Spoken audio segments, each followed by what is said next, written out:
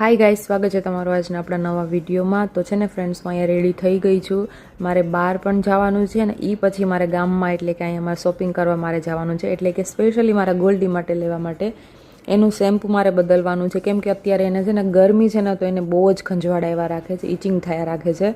એટલે પછી મને ડાઉટ રહે કે એને સ્કિનમાં કંઈ પ્રોબ્લેમ તો નહીં હોય ને, પણ ના, એવું કશું નથી. આ ગરમી છે એના લીધે, એને ગરમીના લીધે એને ઇચિંગ થાય છે. એના માટે થઈને મારે શેમ્પૂ બદલવાનું હતું અને પેટહટમાં આવી ગઈ છું. અને ફ્રેન્ડ્સ, અહીંયા કેટલી વેરાયટીઝ મળે છે ડોગ માટે થઈને. ડોગ્સ છે એની અલગ અલગ પેડિગ્રીઝ, એના અલગ અલગ બિસ્કિટ્સ, બેલ્ટ, કેટલી જાતનું કેટ માટે થઈને મને એટલું ગમતું હતું ને કે હું મારા ગોલ્ડી માટે બધું લઈ લઉં.